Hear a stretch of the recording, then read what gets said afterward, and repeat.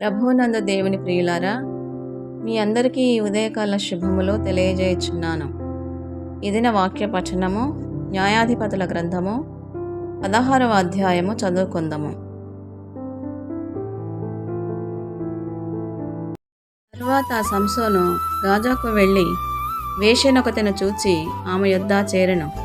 సంసోను అక్కడికి వచ్చినని గాజావారికి తెలిసినప్పుడు వారు మాటు పెట్టి రేపు తెల్లారిన తరువాత అతని చంపుదామనుకొని పట్టణపు ద్వారమునొద్ద ఆ రాత్రి అంతయు పొంచియుండిరి. సంసోను మధ్యరాత్రి వరకు పండుకొని మధ్యరాత్రి లేచి పట్టణపు తలుపులను వాటి 2 ద్వారబంధములను పట్టుకొని వాటి అడ్డకర్రతోటి వాటిని ఊడబెరికి తన భుజముల మీద పెట్టుకొని హెబ్రోనుకు ఎదురుగానున్న కొండ కొనకు వాటిని తీసుకొని పోయెను. పిమ్మట అతడు షోరేకు లోయలోనున్న దెలీలా అను స్త్రీని మోహించగా ఫిలిష్తీయుల సర్దారులు ఆమె యొద్దకు వచ్చి ఆమెతో, నీవు అతని లాలన చేసి అతని గొప్ప బలము దేనిలోనున్నదో మేమేలాగో అతని గెలవవచ్చునో తెలుసుకొనుము. మేము అతని బంధించి అతని గర్వమును అనుపుదుము. అప్పుడు మాలో ప్రతివాడును 1100 వెండి నాణెములను నీకిచ్చేదమని చెప్పిరి. కాబట్టి దెలీలా, నీ మహాబలము దేనిలోనున్నదో నిన్ను దేనిచేత కట్టి బాధింపవచ్చునో నాకు దయచేసి తెలుపుమని సంసోనుతో ననగా, సంసోను 7 నిరవంజి చువ్వలతో నన్ను బంధించిన ఎడల నేను బలహీనుడనై సామాన్య మనుష్యులలో ఒకని వలె అవుదునని ఆమెతో చెప్పెను. ఫిలిష్తీయుల సర్దారులు 7 నిరవంజి చువ్వలను ఆమె యొద్దకు తీసుకొని రాగా ఆమె వాటితో అతన్ని బంధించెను.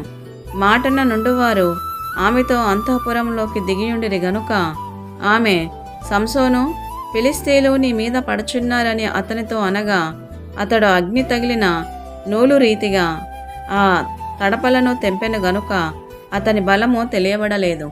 అప్పుడు దెలీలా, ఇదిగో, నీవు నన్ను ఎగతాళి చేసి నాతో అబద్ధమాడితివి.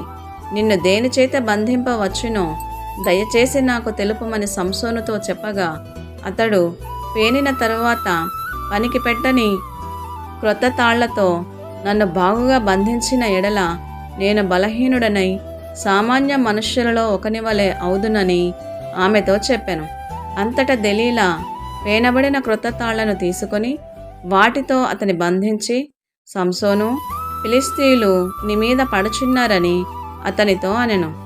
అప్పుడు మాటున నుండువారు అంతఃపురంలో నుండిరి. అతడు తన చేతుల మీద నుండి నూలు పోగున వలె ఆ తాళ్లు తెంపెను. అప్పుడు దెలీలా, ఇది వరకు నీవు నన్ను ఎగతాళి చేసి నాతో అబద్ధములాడితివి.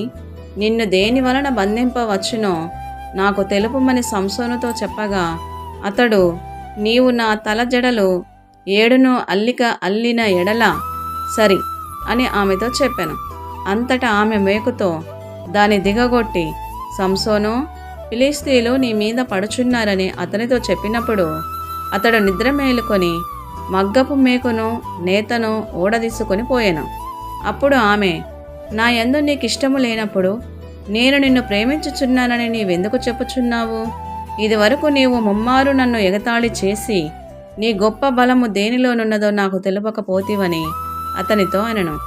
ఆమె అనుదినమును మాటల చేత అతని బాధించి తొందర పెట్టుచున్నందున అతడు ప్రాణము విసికి చావగోరెను. అప్పుడు అతడు తన అభిప్రాయం అంతయు ఆమెకు తెలియజేసి, నేను నా తల్లి గర్భము నుండి పుట్టినది మొదలుకొని దేవునికి నాజీరు చేయబడిన వాడనై ఉన్నాను. నా తల మీదకి మంగళకత్తి రాలేదు. నాకు క్షౌరము చేసిన ఎడల నా బలము నాలో నుండి తొలగిపోయి ఇతర మనుషుల వలె అవుదునని ఆమెతో అనెను. అతడు తన అభిప్రాయమును తనకు తెలిపినని దెలీలా ఎరిగి ఆమె వర్తమానము పంపి ఫిలిష్తీయుల సర్దారులను పిలిపించి, ఈసారికి రండి, ఇతడు తన అభిప్రాయమంతయు నాకు తెలిపిననెను. ఫిలిష్తీయుల సర్దారులు రూపాయలను చేత పట్టుకొని ఆమె యొద్దకు రాగా ఆమె తన తొడ మీద అతని నిద్రపుచ్చి ఒక మనుషుని పిలిపించి వాని చేత అతని తల మీద 7 జడలను క్షౌరము చేయించి అతన్ని బాధించుటకు మొదలుపెట్టెను. అప్పుడు అతని